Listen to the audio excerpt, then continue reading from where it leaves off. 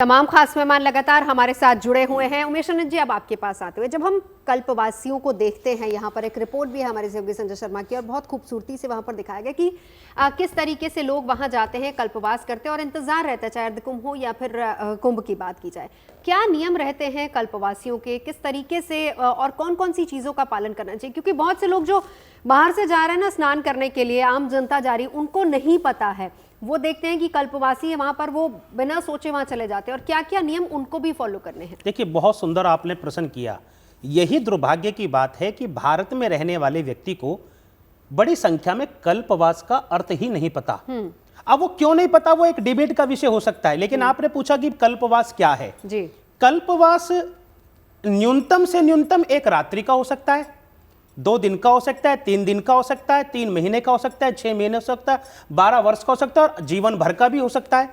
कल्पवास में क्या होता है, विशेष तौर पर जो गुरुकुल के छात्र हैं, जिनको हम बटुक बोलते हैं, जो बालक वेद के अध्ययन कर रहे हैं, पुराण का अध्ययन कर रहे हैं, ऋषि हो, मुनि हो, संत हो, महात्मा हो, वो तय करते हैं कि भाई 1 महीने के लिए, 2 महीने के लिए, 3 दिन के लिए। लेकिन विशेष तौर पर जब कुंभ की बात आती है कल्पवास की, तो सब प्रकार के बंधनों से मुक्त होकर एक स्थान पर एकत्रित होकर एक झुग्गी, छोटी सी झोपड़ी बनाकर, कुटिया बनाकर, उसमें अपने हाथों से अपना भोजन बनाकर केवल और केवल भगवान का ध्यान करना, वेद इत्यादि का अध्ययन करना। आप कुंभ जाएंगे तो देखेंगे कि जो गुरुकुल के बालक बालिकाएं हैं, वो क्या कर रहे हैं, वो कल्पवास करने के लिए गए हैं। वो वेद का अध्ययन कर रहे हैं, गंगा जी के यहाँ स्नान करते हैं, माला जाप करते हैं, गुरु की सेवा करते हैं, सारा काम स्वयं करते हैं। इस झंझावत से दूर होकर अपने को जितनी जल्दी हो सके परमात्मा के नजदीक लाकर और वास्तविक ज्ञान की प्राप्ति का उत्तम साधन है ये कल्पवास। और मैं कल्पवास को जिस दृष्टि से देखता हूं, वह ज्ञान जो समस्त कल्याण के लिए जरूरी है,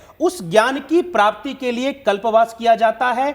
अपने अंदर के अंदर छुप हुए, कहते हैं हम लोग बोलते हैं अनेक प्रकार के अनाचार हमारे मन में हैं, उनको साफ करने का एक स्थान हो, एक समय हो, एक दिनचर्या हो। क्या ये सिर्फ बटुक ही कर सकते हैं या आम जन भी इसमें शामिल हो सकते हैं? निश्चित तौर पर ये देखिए, ये जो एक बटुक होता है, एक गुरुकुल का बालक होता है, उसके लिए तो विशेष होता है। हाँ। क्योंकि उसका मूल ध्येय ही वेद पुराण, यानी उनके लिए मस्ट है और आम जन भी इसमें कर सकते हैं। मेरा सवाल आपसे ये है, थोड़ा सा समझाइए, क्या आमजन भी जाके कल्पवास करते हैं? उनके नियम और जो साधु संत लोग या बटुक लोग जो फॉलो करते हैं, क्या वो दोनों अलग अलग होते हैं, दोनों एक सेम ही नियम अपनाते हैं?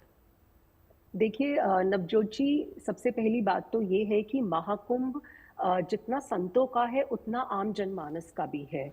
और जो नियम है वो नियम क्या है, सबसे पहले तो सात्विक आहार का खाना, मतलब इसमें आप सात्विक आहार खाएं, इसमें आप तामसिक भोजन को ग्रहण ना करें, नॉनवेज को ग्रहण ना करें, आप इसमें शुद्ध आहार को ग्रहण करें, फलों को ग्रहण करें, और ताकि जो अंदर डिटॉक्सिफाई है बॉडी का, सबसे पहले वो इम्पोर्टेंट है। वो कहते हैं ना, एक हमारे शास्त्र में बहुत सुंदर श्लोक आता है, तन स्थिर मन स्थिर वचन स्थिर।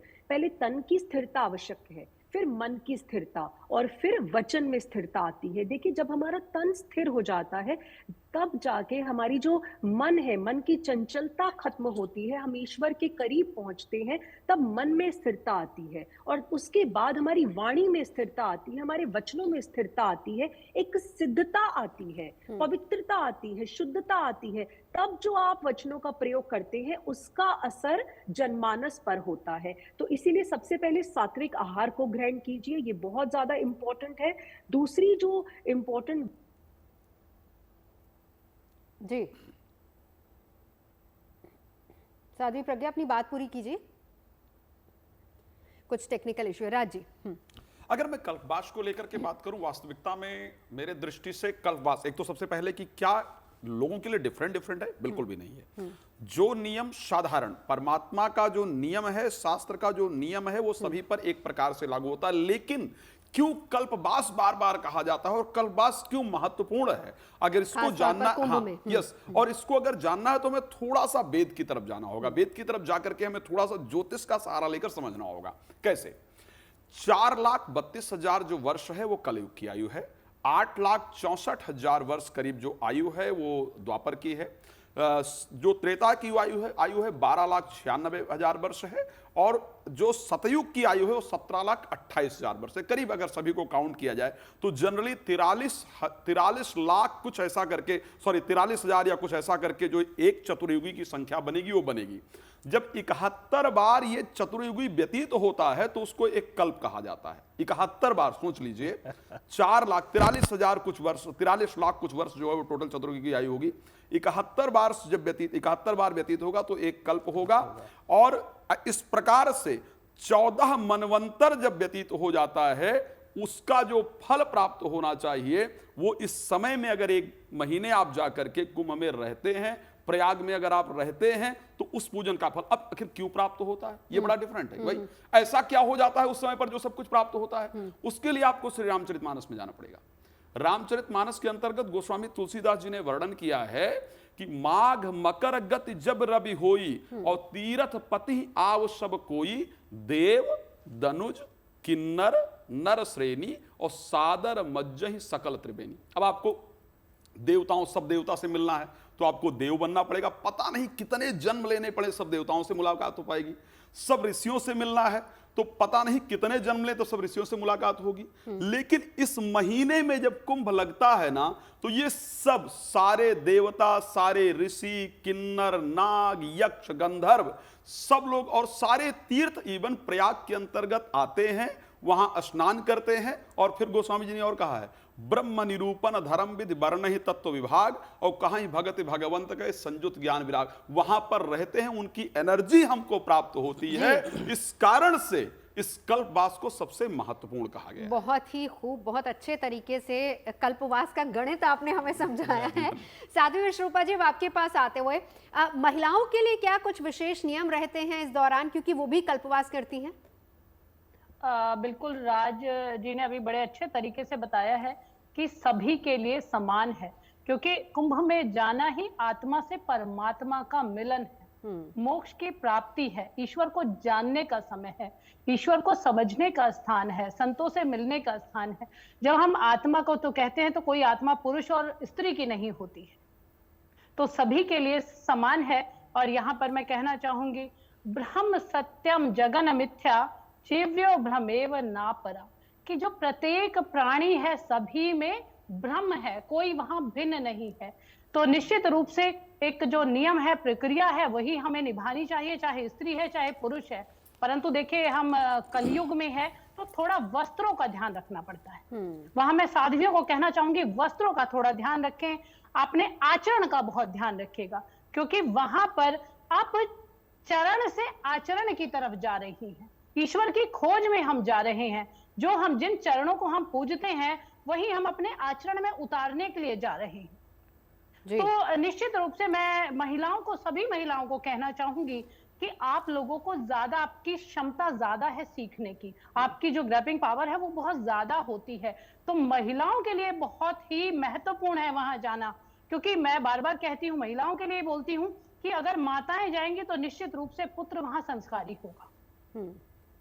तो ये महिलाओं के लिए देखिए, वहां पे बहुत साध्वियां हैं, और इस बार तो मैंने देखा है विदेशी महिला बहुत आई हुई हैं, और हमारे भी कुछ शिष्य हैं जो विदेशी महिलाएं जो पूछ रही हैं कि वहां पे आना है और क्या करना चाहिए। मैं तो कहती हूँ कि बहुत ज्यादा नियम है, जो साधारण लोगों की बात कर रही हूँ, बहुत ज्यादा नियम में ना उलझे, सिर्फ वहां आकर महसूस करे, ईश्वर को महसूस किया जाता है। बिल्कुल, ये आम जन के लिए बहुत अच्छी बड़ी बात है। एक बार उमेशानंद जी, अब आपके पास आते हुए, आप सभी विद्वानों ने बहुत अच्छे तरीके से बताया कि क्या है कल्पवास, क्या रहते हैं उसके नियम।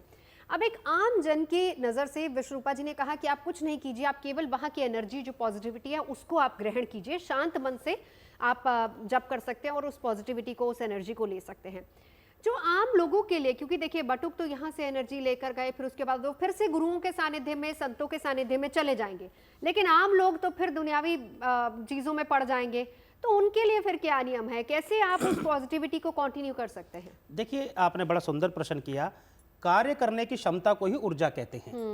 कोई भी व्यक्ति अपने जीवन में कुछ भी करता है, उसको ऊर्जा की आवश्यकता होती है। 2 प्रकार की ऊर्जा है, एक नकारात्मक ऊर्जा है, एक सकारात्मक ऊर्जा है। जब व्यक्ति सकारात्मक ऊर्जा का प्रयोग नहीं करता, स्वाभाविक सी बात है वह नकारात्मक बढ़ता है, और जब वो नकारात्मक बढ़ता है तो वो क्या करता है, समाज में द्वंद्व पैदा करता है। इस द्वंद्वता से अपने को हटाने के लिए कुंभ एक ऐसा क्षेत्र है जहां सकारात्मकता का गढ़ है। जब वहां कहते हैं ना कि positive waves come from positive waves, पानी में पानी मिले, कीच में कीच, और ज्ञानी में ज्ञानी मिले और नीच में नीच, यह ज्ञानियों का एक जमावड़ा है, पॉजिटिव वेव्स है। जब हम वहां जाते हैं तो हमारी नकारात्मकता का अंत होता है। और एक बहुत महत्वपूर्ण बात, संगति का बड़ा प्रभाव पड़ता है। जब वहां सकारात्मक संगत आपको मिलेगी तो हमारा मन, आचरण, व्यवहार वहां आकर्षित होगा, वो हमें खींचेगी। तो स्वाभाविक सी बात है, कुछ नहीं करना, वहां पर जाकर हम गंगा जी का स्नान करें, भोजन पर थोड़ा नियंत्रण करें। और एक बात बड़ी महत्वपूर्ण है, हमारे शरीर में हजारों प्रकार के रोग जन्म ले लेते हैं। जब एक दिनचर्या का हम निर्माण कर उसको फॉलो करते हैं तो वो रोग भी नष्ट होते हैं, संतों का आशीर्वाद मिलता है, पॉजिटिविटी आती है। और जब हम पॉजिटिविटी में रहते हैं, पॉजिटिविटी लेकर आते हैं, और जब अपने क्षेत्र में आते हैं, भरपूर ऊर्जा से हम लोग लाभान्वित होते हैं। और समाज को भी लाभ होता है, परिवार को भी लाभ होता है, और स्वयं को तो लाभ होने ही होने वाला है। मैं तो आपसे भी आग्रह करूंगा कि आप पर बड़ा स्ट्रेस रहता होगा, आप भी कुंभ में जाइए, सकारात्मकता लेके आइए।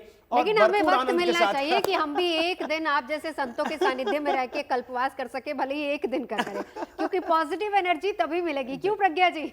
जी जी बिल्कुल नवजोत जी, आप बिल्कुल सही कह रहे हैं। आप लोग तो आइए, सादर आमंत्रित है। मैं महाकुंभ में ही हूँ इस समय, और बहुत सुंदर यहाँ पे मनोरम दृश्य है संगम के पास। हमने तो संगम के घाट से भी बहुत सारे शोज किए यहाँ से, और इतनी पॉजिटिविटी है। बल्कि मैं तो आप सभी के लिए, जो भी यहाँ पर नहीं आ पाए हैं, आप सभी के लिए प्रभु से मंगल कामना भी करती हूँ। और आप लोग भी, बिकॉज उमेशानंद जी ने बहुत अच्छा कहा कि एवरीबडी नीड्स पीस, राइट? हम सभी को पीस की जरूरत है। स्ट्रेस तो कहीं ना कहीं होता ही है लाइफ में, तो संगम में डुबकी लगाइए और अपने स्ट्रेस को दूर भगा दीजिए। वो जब आप गंगा का स्नान करते हैं ना, क्योंकि हम लोगों ने स्नान किया संगम के घाट पे, जैसे ही वो माँ गंगा का जो पवित्र पानी है आपको स्पर्श करता है, आप मानेंगे वो कितनी दिव्य फीलिंग होती है, which can not be expressed in words. तो बहुत ही सुंदर फीलिंग होती है, पहली बात ये। और एक बहुत इंपॉर्टेंट बात मैं जरूर कहना चाहूंगी, क्योंकि हमारी बहुत सुंदर आध्यात्मिक चर्चा हो रही है आज यहाँ पे, we are giving message to the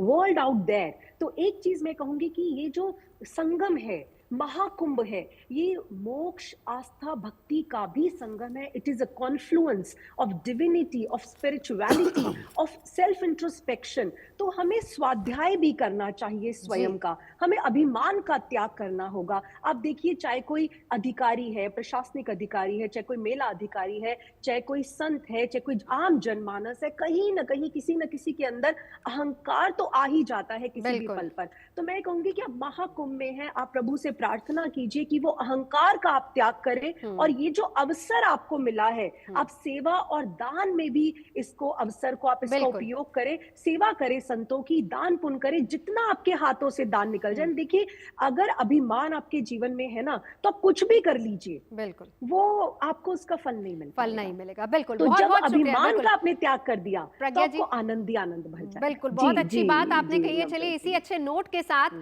आप सभी का बहुत बहुत शुक्रिया इस चर्चा में जुड़ने के लिए। अगर आप मुझसे जुड़ करके अपनी समस्याओं का समाधान चाहते हैं, और चाहते हैं कि आपकी समस्याओं को ज्योतिष के माध्यम से सुलझाया जाए, तो आप हमसे संपर्क कर सकते हैं, जुड़ सकते हैं एस्ट्रो तक पर।